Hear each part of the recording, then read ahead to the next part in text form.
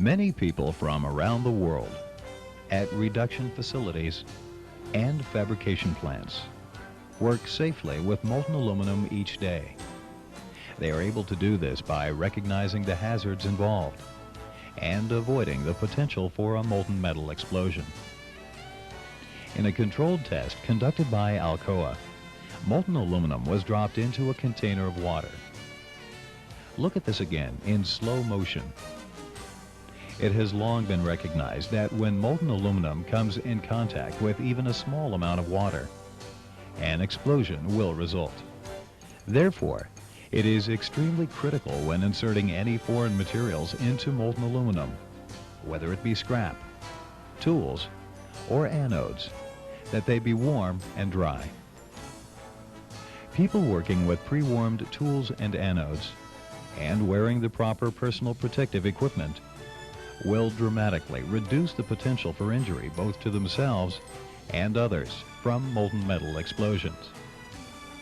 Some of the areas that are the most highly susceptible to a molten metal explosion are the furnaces and casting area in a fabrication plant, and the reduction cells, often referred to as pots, and metal products area in a reduction plant.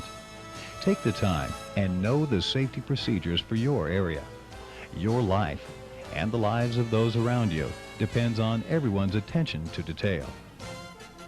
For the next several minutes, we will look at some of the more common situations seen at a reduction plant involving molten metal explosions. In these carefully controlled events, mannequins, dressed in the proper personal protective equipment, were used to demonstrate the destructive force to personnel and equipment when molten aluminum comes in contact with any liquid. To begin with, look at what happens when a wet or cold tool is used in a reduction cell.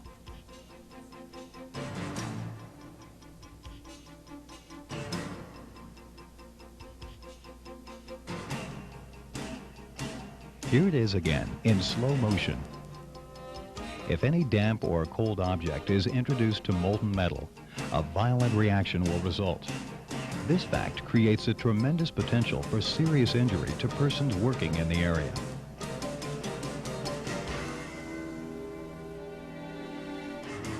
What about a damp or cold anode that's set in a pot?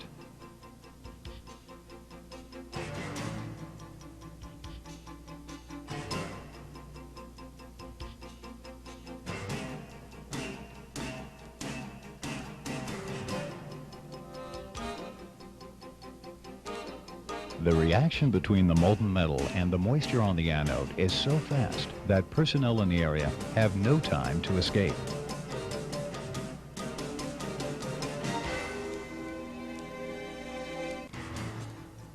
The personal protective equipment shown is designed to shield people working in the area from injury.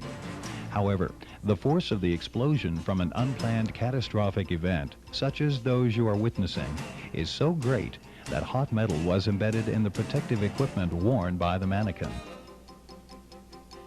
The mixing of any liquid with molten aluminum contains the potential for disaster. It is not generally recognized that something as simple as a beverage can, when thrown into a pot,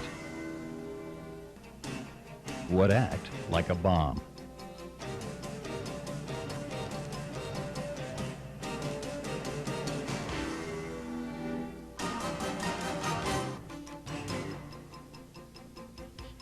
And finally, a hazardous situation commonly seen in pot rooms and metal products occurs when a cold or wet shovel is used to skim a cruise.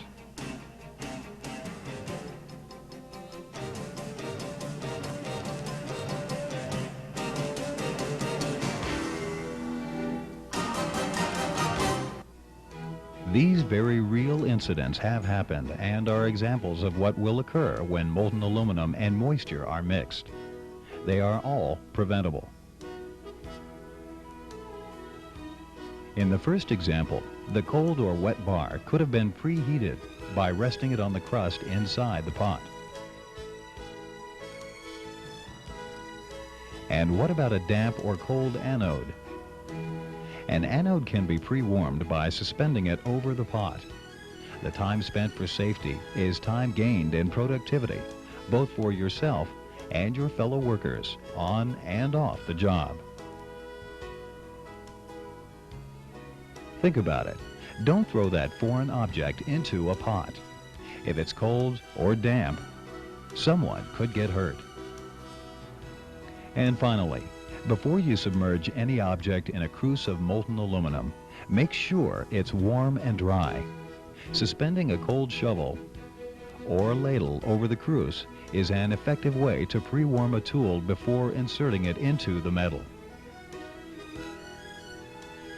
Personnel involved with the production of aluminum must recognize the hazards of the workplace and eliminate any cold or wet material from coming into contact with the molten metal. As was stated at the beginning of this program, many people around the world work safely with molten aluminum each day.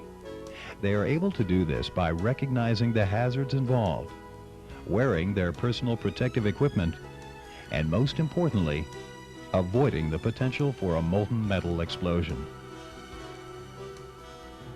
Prevention is the best protection.